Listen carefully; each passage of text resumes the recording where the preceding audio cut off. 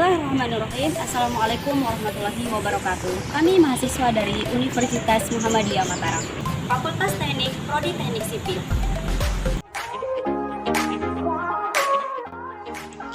Video ini dibuat untuk menyelesaikan salah satu tugas dari mata kuliah elemen struktur baja dengan dosen pengampu Bunda Mayasari Dewi STM. Kami dari kelompok E2 yang terdiri dari 4 anggota kelompok yang saling bekerja sama untuk memenuhi tugas dengan judul materi panjang tekuk pada analisa baja. Oke, saya Ririn Dwi Ariyanti sebagai pemandu video presentasi pada kesempatan ini. Sebelum melakukan pembahasan selanjutnya, izinkan kami untuk memperkenalkan terlebih dulu. Saya sendiri atas nama Ririn Dwi Ariyanti dengan NIM 2021-D148. Ridwan Aji Setiawan dengan NIM 2021-D1-D149. Roisan dengan NIM 2021-D1-D150. Rosdiana dengan NIM 2021-D1-D151. Baik, di sini kami akan menjelaskan materi tentang panjang tekuk pada analisa baja, yang dimana panjang tekuk yaitu kolom dengan yang besar terhadap rotasi dan translasi pada ujung-ujungnya akan mampu menahan beban yang lebih besar dibandingkan dengan kolom yang mengalami rotasi serta translasi pada bagian tumpuan ujungnya. Selain kondisi tumpuan ujung, besar beban yang dapat diterima oleh suatu komponen struktur tekan juga tergantung dari panjang efektifnya, yang dimana panjang efektif adalah jarak antara dua titik pada kolom tersebut yang mempunyai momen sama dengan 0 atau jarak dari antara dua titik balok dari kelengkungan kolom. Semakin kecil panjang efektif suatu komponen struktur tekan, maka semakin kecil pula resiko. Faktor panjang tekuk. Yang pertama, nilai faktor panjang tekuk atau K bergantung pada kekangan rotasi dan translasi pada ujung-ujung komponen struktur. Untuk komponen struktur tak bergoyang, kekangan translasi ujungnya dianggap tak hingga.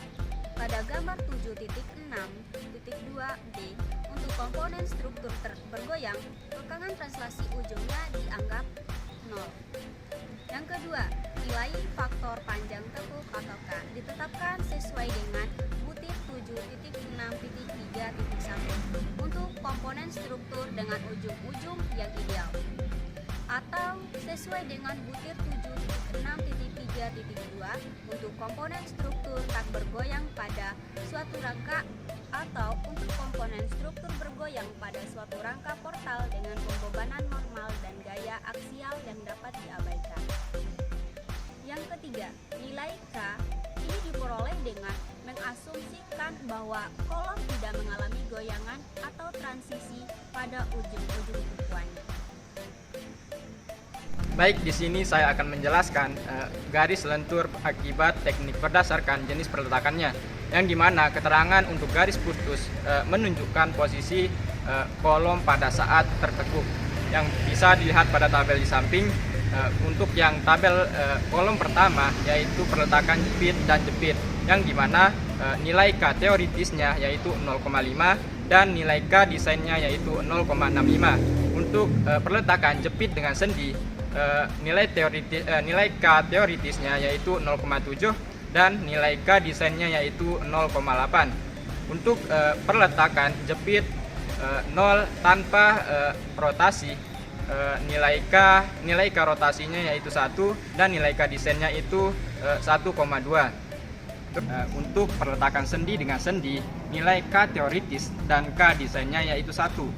Sedangkan untuk peletakan jepit dengan lepas, nilai K teoritisnya yaitu 2, sedangkan nilai K desainnya yaitu 2,1. Dan yang terakhir yaitu peletakan sendi dengan roll tanpa rotasi.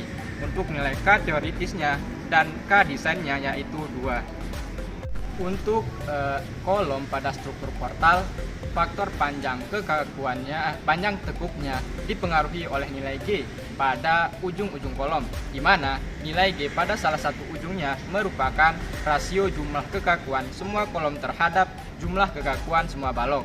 yang bertemu pada ujung tersebut yang bisa ditulis dengan rumus di samping saya, yaitu GA sama dengan sigma ICA dibagi LCA dibagi sigma IBA dibagi LBA. Dan rumus yang kedua, GB sama dengan sigma IBA dibagi LBA dibagi sigma IBB dibagi LBB. Panjang efektif suatu kolom secara sederhana dapat didefinisikan sebagai jarak di antara dua titik pada kolom tersebut yang mempunyai momen sama dengan 0, atau didefinisikan pula sebagai jarak di antara dua titik belok dari kelentungan kolom. Dari perhitungan kelangsingan komponen struktur tekan, K sama dengan L per L, L per R. Panjang komponen struktur yang digunakan harus dikalikan suatu faktor panjang tekuk K untuk memperoleh panjang efektif dari kolom tersebut. Keruntuhan batang tekan. Keruntuhan batang tekan dibagi menjadi 3. Yang pertama tekuk lentur, yang kedua tekuk lokal, dan yang ketiga torsional. Untuk definisi keruntuhan batang tekan dibagi menjadi 3. Yang pertama, tekuk lentur yang disebut juga tekuk Euler adalah jenis keruntuhan tekuk yang terjadi akibat dari elemen yang mendapat lentur yang mengakibatkan kolom menjadi tidak stabil. Yang kedua, tekuk lokal terjadi jika beberapa bagian penampang dari suatu kolom menekuk akibat terlalu tipis sebelum ragam tekuk lain terjadi. Yang ketiga, tekuk torsional dapat terjadi pada kolom dengan susunan penampang tertentu. Kolom seperti ini akan runtuh oleh tekuk torsi atau kombinasi tekuk torsi dan lentur. Kelangsingan batang tekan. Syarat kelangsingan batang tekan untuk komponen struktur dapat dihitung dengan lambda sama dengan LK per R kurang dari 200. Syarat kelangsingan batang tekan untuk komponen struktur profil tersusun dapat dihitung dengan lambda X lebih besar sama dengan 1,2 dikali lambda I. Sedangkan lambda IY lebih besar sama dengan 1,2 dikali lambda I, di mana lambda sama dengan LK per R min. Sedangkan lambda X sama dengan LK per Rx. Dan lambda Y sama dengan LK per RY. Lambda I sama dengan LI per R min. Lambda sama dengan akar lambda Y pangkat 2 ditambah M per 2 dikali lambda 1 pangkat 2. Yang dimana keterangannya LK sama dengan panjang tekuk batang, K sama dengan faktor tekuk batang atau diperoleh dari tabel.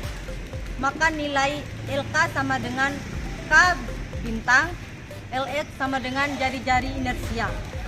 Kami dari kelompok E2 mengucapkan terima kasih bagi yang sudah menonton video ini. Saya Ririn Dwi Arianti. Thanks for watching and see you.